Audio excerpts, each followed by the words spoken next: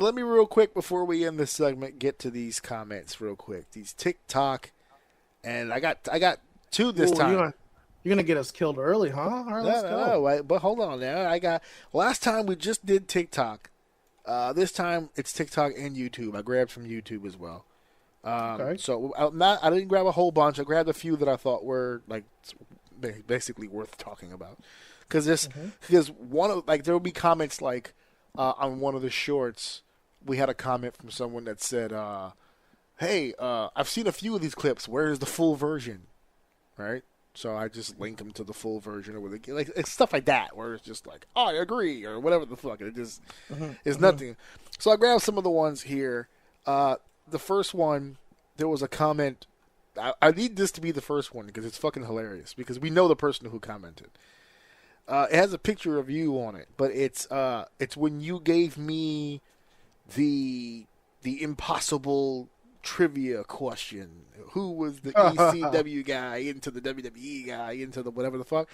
And I nailed it, and we did it so quick it fit into a short. Everything that you and I did was like under a minute, so it fit into the short. And the comment was Pombo. It was Joe Pombo. He wrote, "Can't stump AJ." Fucking guy. I thought that was funny.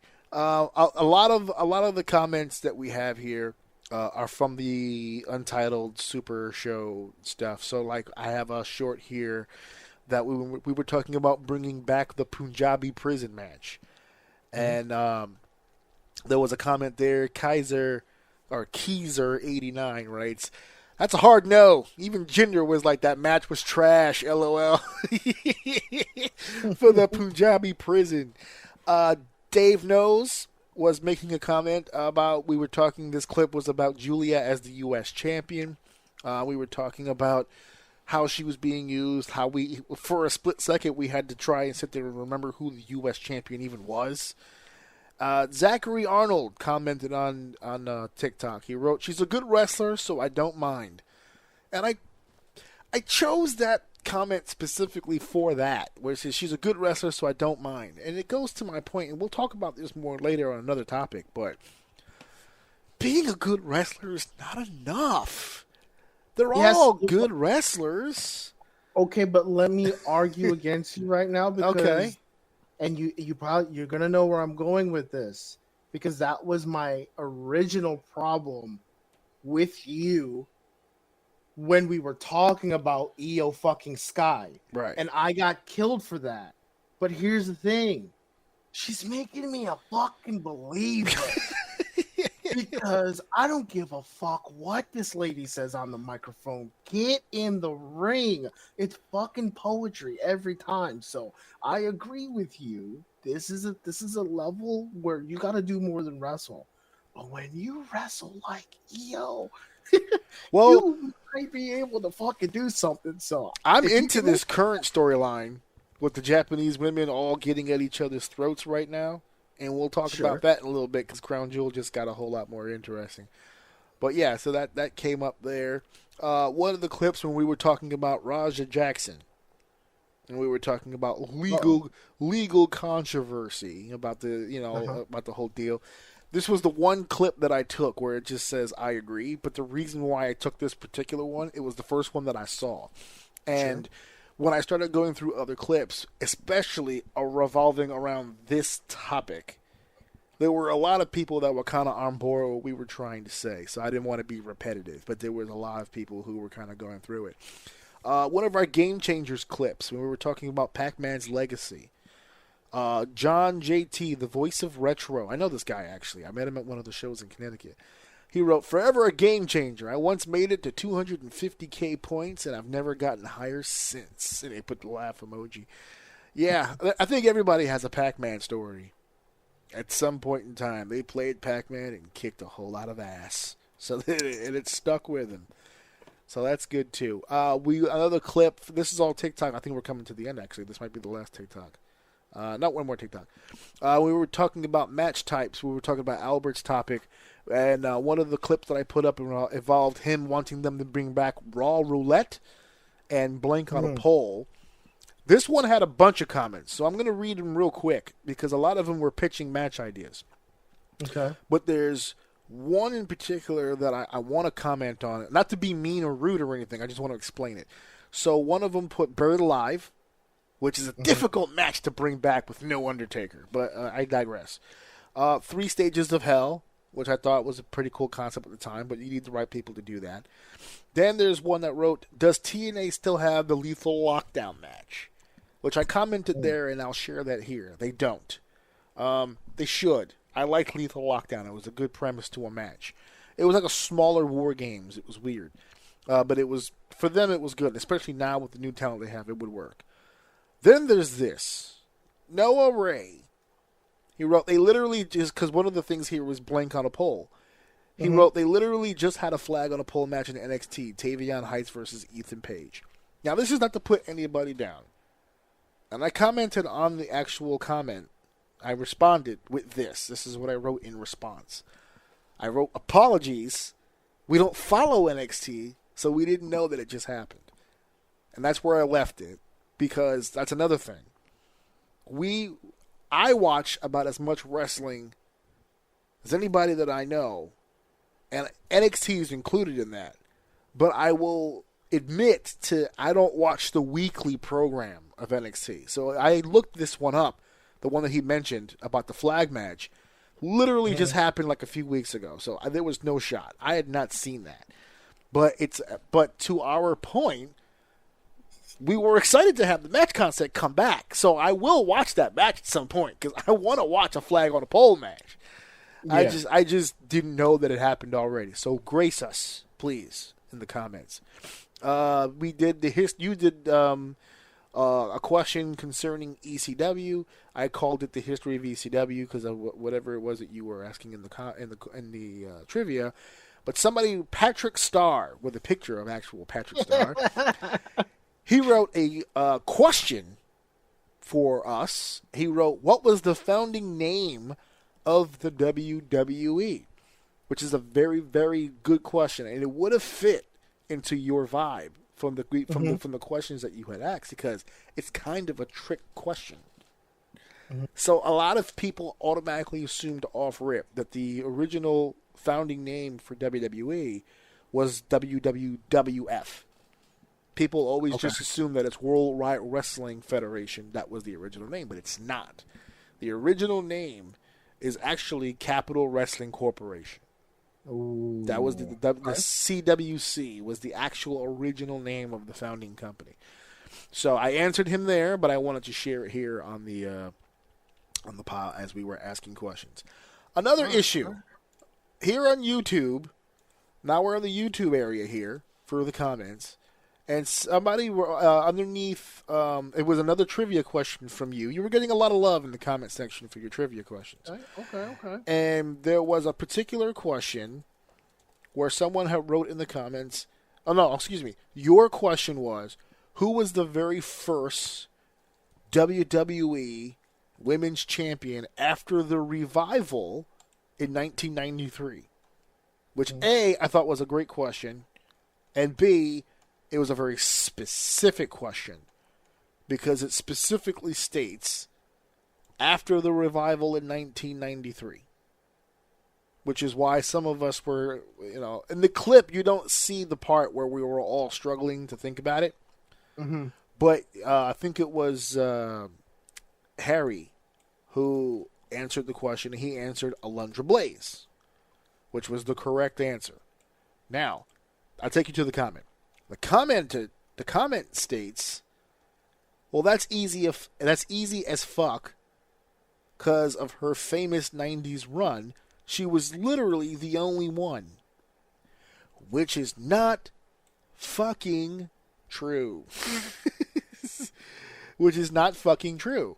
There were other women in that division who won the championship. Bull Nakano was one of her greatest rivals. But there were a couple of women who won the championship. And we needed to come up with the person who did it first. So he's claiming it was an easy one to answer, but at the same time, it really kind of wasn't. So I don't want him to come in here into my comment section downplaying what's going on.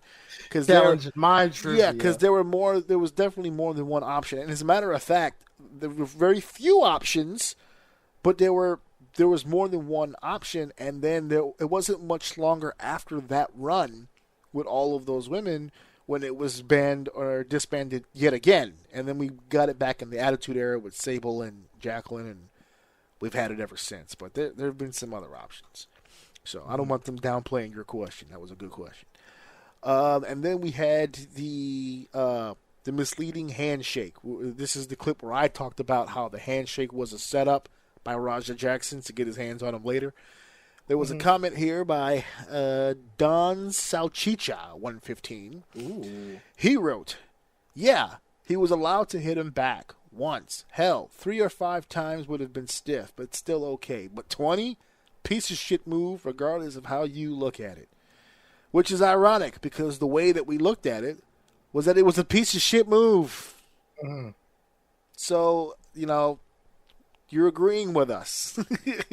It could just be agreeing with us. I don't think it sounded like he was disagreeing. But what I'm saying is that if you listen to this one clip and then you read his comment, it almost kind of takes the tone like we didn't say that.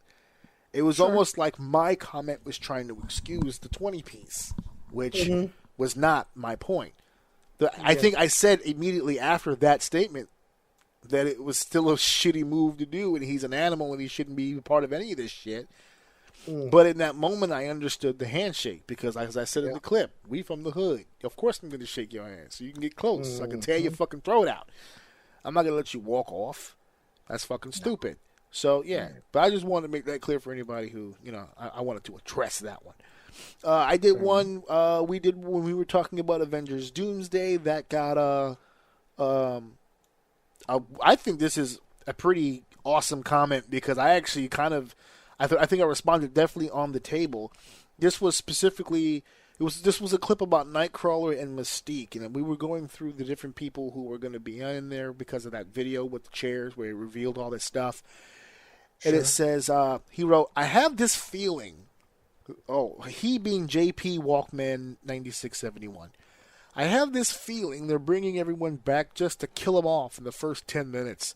Think about it. These stars are going to require ridiculous amounts for every minute they're on screen. The superhero fad is dying," which I disagree with. "Marvel won't have the money to pay them all plus their top billers," which I also don't agree with. "The less screen time, the better."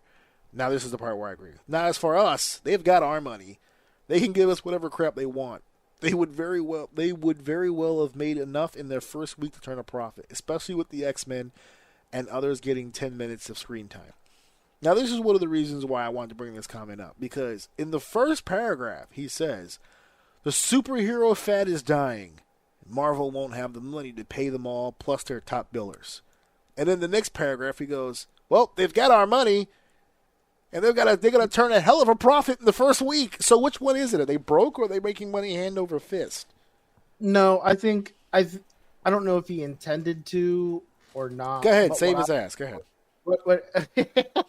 But what I'm getting from it, I think both the things he said is true, and I wouldn't say that the fad is dying, or maybe I guess you could say that because that does prove true to that. But I think it just leveled out. Right, it's just like a video game release. It comes out first week, it's like hundreds of thousands of people playing at one time, and then by first 2 months, it like hits a certain steady number, and it stays that way. And I think Marvel's is high enough to pay their people, so that's where I disagree. I think they're gonna pay perfectly fine. Yeah, they're gonna be fine. Not gonna be this cult. It's not gonna become this global phenomenon like it was the first season, the first wave. Now it's just this huge thing that comes out. Like, I don't think it's small because it's not as big, but again, I don't think it's nearly as big as it was when the whole first wave was happening. So I don't know what point he was trying to make there, but I think what he said is kind of true if you think about it like that. Yeah, look, JP Walkman 9671 I took this comment to great offense because it's one of those hedge your bet type fucking statements to me. It's just like, yeah, it's fading, but it's making money, so it's just all right. They got my money. They didn't give me anything they want. Yeah, I haven't even given it to them yet. I'm putting it aside just for them, so I can go. Yeah, exactly. One of the comments, again, your trivia. You had asked who was the last ECW champion. We all said Rhino, which is the correct answer. We got a comment, however, that wrote Ezekiel Jackson was the last ECW champion. And I had to pick this one up for the show because, no, we don't talk about that ECW. He was the champion to that other ECW, the one the WWE owned. This is Mr. Piccolo Boulevard, by the way. He wrote, Ezekiel Jackson was the last ECW champion. I wrote, and in response, yuck. We don't talk about that era, LOL. Yeah. We don't talk about that era, LOL, because we don't. That's not the real last ECW champion, and you knew it when you typed it. That was a troll move. You knew with your whole heart. Yeah, that was a troll move. No one... Ezekiel Jackson will sit here and shake his head, dude. Calm down. So, the last one we have here, we did one of the shorts was about Triple H and the differences between him and Vince McMahon. And somebody wrote, this one hurt me. I got legitimately pissed when I read this. It said, too many pronouns, pal. Old Vince McMahon quote. He would say when a broadcaster talks about multiple guys but doesn't use names, who the fuck is he that this guy is talking about? Okay. At York8839, go fuck yourself. Okay? On multiple levels. Multiple levels. First and foremost, too many pronouns, pal. We know who said the quote. We listen to the Cornet podcast just like you do. We know who the quote's from. He would say when broadcasters talk about multiple guys but doesn't use names, multiple guys. We mentioned two fucking guys. And I guess technically that is multiple, but it's two fucking guys. That is multiple. And then he says, who the fuck is he that this guy is talking about? Now, he just did it here, did he not? He said this guy. Where's the name, pal? Who the fuck is he that this guy is talking about? Who's this guy? That's not a pronoun, but that's not my fucking name. My birth certificate does not say this guy. Or pal. So I responded. I wrote, the description of the video contains the answers you're looking for. Because he's asking, because he's asking me who am I talking about? In a video entitled Triple H is different than Vince McMahon, he wants to know who the fuck I'm talking about. Comprehension, boys and girls. Reading comprehension. It's important.